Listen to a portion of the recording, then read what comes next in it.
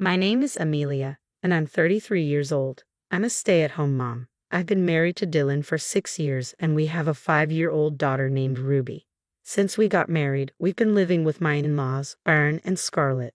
Both they and Dylan treat me more like a housekeeper than a family member. We live in Dylan's hometown, a small farming community known for its close-knit, neighborly feel. My in-laws are farmers, and ever since I married Dylan, they've given me lots of farm chores, housework, and even neighborhood committee duties. No matter how much I protest, they just say it's the duty of a daughter-in-law. While the people on the committee are nice and the housework is manageable, the farm work is particularly exhausting. I eventually learned to operate machinery like the combine harvester, but it was hard at first. Other tasks like weeding still tire me out. "You really are slow, aren't you? You act like you're some kind of aristocrat," Scarlett would say.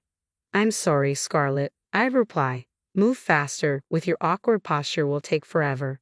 Aaron would add. "I'm sorry, Aaron." Every day was filled with apologies to Aaron and Scarlett, whose words were cutting. Occasionally, they'd call me harsh names like stupid and inept, leaving me feeling emotionally and physically drained. One day, I asked Dylan, "Hey, could you please talk to Scarlett and the others? My body can't handle this." Dylan responded with an annoyed smile, "Come on, my parents are getting older. Help them out, we're family." That was his dismissive answer. But then his expression turned stern. "What else are you good for except the chores my mom asks you to do? You're in no position to complain." I couldn't respond to his cold gaze and words, managing only a forced smile and saying, "All right, I'll do my best." Usually, I would have had a retort, but by then my senses must have been numb. I had thought Dylan was the one, especially given his gentle smile before we got married. How quickly he changed after the wedding night. I realized too late that his smile was merely a facade. While he never raised his hand to me, Dylan became emotionally cold and left me feeling isolated. The only blessing in my married life has been our daughter, Ruby. She's turning 6 next year and will be starting elementary school. After preschool, she runs to me and we embrace. As we hug, I stroke her head and snap out of my daydreaming. "Mom, today at preschool, walking back from preschool with Ruby is the most peaceful moment of my day." "Mom, does your hand hurt?" Ruby looks at me with concern. I had a bandage on the hand I was holding Ruby's with from a scrape while working in the garden. "Thank you," I say. I smile at Ruby and say, "I'm fine." Face relaxes. As soon as we step in the door, Scarlett's sharp voice greets us. "You're late. You're spending too much time just picking up a child." Ruby and I both flinch. I wish she'd at least greet Ruby with a "How was your day?" Scarlett, Dylan, and my in-laws have always been cold, not just to me but to Ruby as well. I quietly tell Ruby to put down her bag. As she heads to her room to escape Scarlett, I hear Scarlett snort, "Amelia, don't you plan on having any more kids? Ruby is already 5, Time for a baby boy." I sigh internally. Here we go again. My in-laws are traditional and always nag me about needing to have a son. While I stand there grimacing, Scarlett seems to remember something. "Lillian and the whole family are coming for summer vacation this year. Unlike you, she's a good wife and has given birth to 2 sons. Show her some respect." Lillian is Dylan's sister and my sister-in-law. She lives in Boston with her husband, Stephen, and their 2 sons, Leon and Glenn. They are as self-centered as my in-laws, and I find them hard to get along with. Leon and Glenn are no better. Their lack of manners is apparent.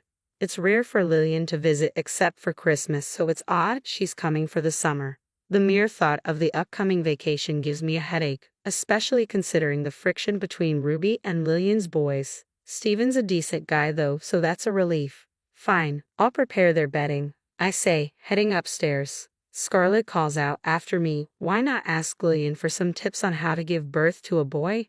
My head heats up at her insensitive comment, and I feel dizzy. I turn back and see Scarlett's unsettling smile. Ignoring her, I go to my room and unlock my phone. The truth is, I have another source of comfort. Messaging with my first cousin, Naya, who's like a sister to me. She's also a housewife and lives in Boston. We vent to each other about our families. We can't chat long because we both live with our in-laws, but these small exchanges are one of my stress relievers. I open WhatsApp to tell her about what just happened with Scarlett, but stop. There's already a new message from Naya. Reading it, I'm shocked. About a month later, Lillian comes to visit for the summer vacation. bringing only her sons, Leon and Glenn. Scarlett tilts her head, puzzled by Lillian's actions. Hey, where's Steven? She asks. Ah, he got caught up with some work. Lillian responds. Ah, that's a bummer. Well, make sure you all relax and recharge, Scarlett says. I nodded in agreement. Let's play with water in the yard. Leon and Glenn tossed their bags by the door and dashed outside. Peering out, I saw them turn the garden hose on full blast, splashing water all over the yard. If they keep spraying water like that, it's going to be tough cleaning the walls, and Aaron's cherished potted plants were nearby too. Unperturbed, Leon and Glenn happily splashed water and mudded at each other. Wondering where Ruby was, I glanced around and saw her watching Leon and Glenn's antics from an upstairs room. Ah, I'm tired. Housekeeper, where's the food and coffee? You're as slow as ever, Lillian said, sprawling on the sofa after tossing her bag in the living room and cranking up the air conditioner. I silently poured coffee into a cup and set it down with a clatter in front of Lillian. A bit of coffee sloshed out of the hastily placed cup. The room fell silent, perhaps shocked by this uncharacteristic move. Excuse me, do you even know your place? Lillian glared at me, visibly angry. Dylan, who was nearby, looked surprised, and my mother-in-law was also visibly angry. The old me would have apologized immediately, but today was different. Looking down at the seated Lillian, I finally spoke. Small world, isn't it? Your affairs with my first cousin's husband. You're done. Caught off guard by my sudden words, my mother-in-law and Dylan tilted their heads in confusion, but Lillian was visibly shaken, her eyes wide and her face pale. To explain, let's rewind to the day I found out Lillian was going on a summer vacation. I was about to vent to my friend Naya via text when I received a shocking message. I'm getting a divorce. Concerned, I immediately texted back, asking if she was okay. I found out my husband is cheating on me. I'm tired and considering divorce, Naya replied. I could sense a myriad of emotions from her concise message. Can we talk tonight? She texted, and I agreed. That evening, after making sure the family was asleep, I quietly slipped out of the in-laws' house. I unlocked a small shed within the grounds, thinking it would be a good place to talk privately. It was a bit dusty, but that was the least of my concerns. Making calls inside the main house would just cause a ruckus and, worst case, my phone could get confiscated. I texted Naya that I was ready and received a call from her shortly after. Hello. Naya's voice sounded nasal and muffled, likely because she had been crying. Are you okay? I asked. I had heard that Naya was going through a tough time, but I never imagined it would end in divorce due to cheating.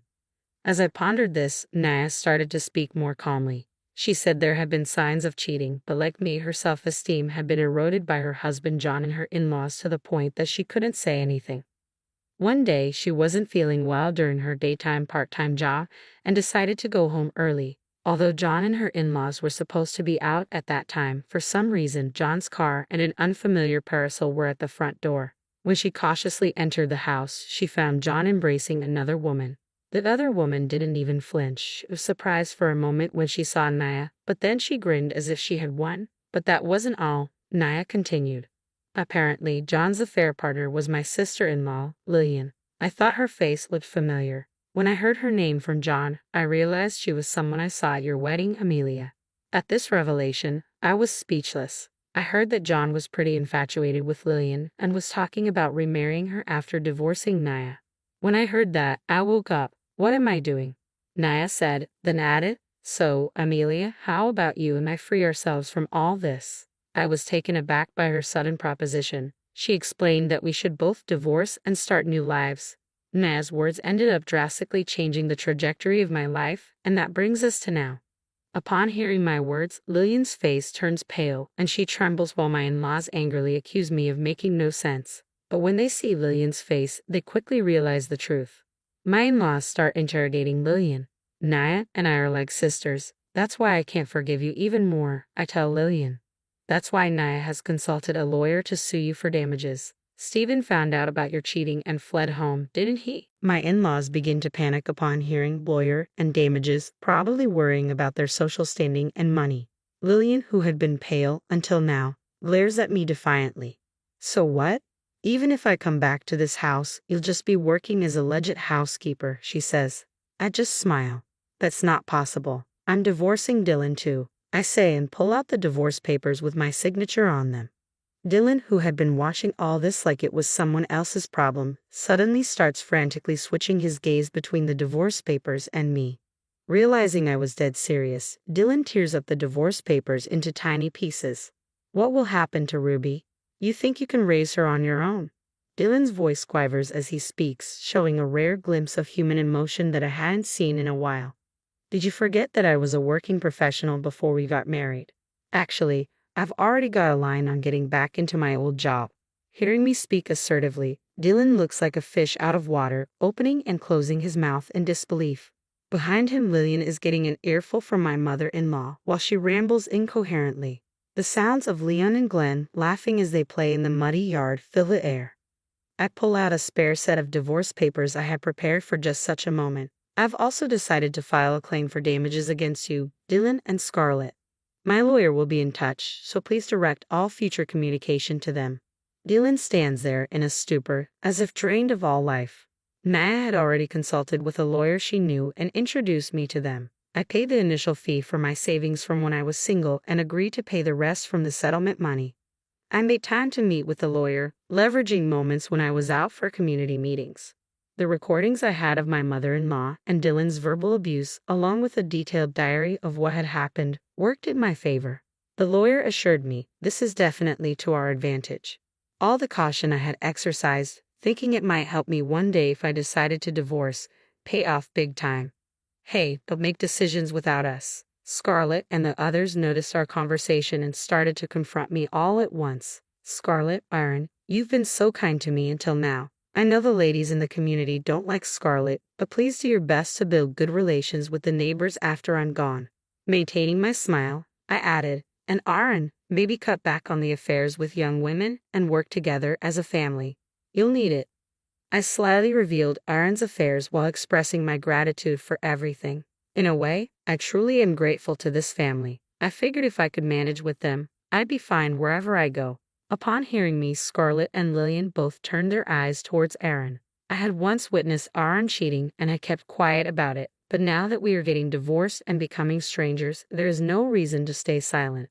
While Scarlett and Lillian turned their eyes towards Aaron, I walked past a stunned Dylan and headed upstairs. With just a few belongings and holding Ruby's small hand, I left the in-laws' house. As I headed to the station, feeling more relieved than I had in years, I ran into a woman known around here for loving gossip. I told her everything, what I had gone through and what had just happened. 2 months later, my divorce from Dylan was finalized and Naya's was too. Dylan transferred more money into my account than he was required to, saying it was for my mother-in-law. I'd even received an apology letter from her, but I haven't responded. I have no plans to associate with them anymore.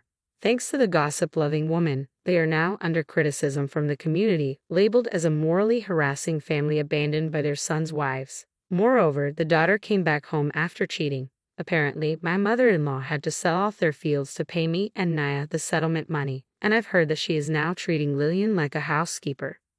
Right now, there is chaos due to Aaron's affair, as I found out through a call from Dylan. I ignored it. It's none of my business anymore. Ruby smiles much more now compared to when we were living with the in-laws. Right now, she's enjoying pancakes with a freshly divorced and cheerful Naya. If it weren't for Naya's intervention, I might never have awakened. From now on, I am living for Ruby's and my own happiness.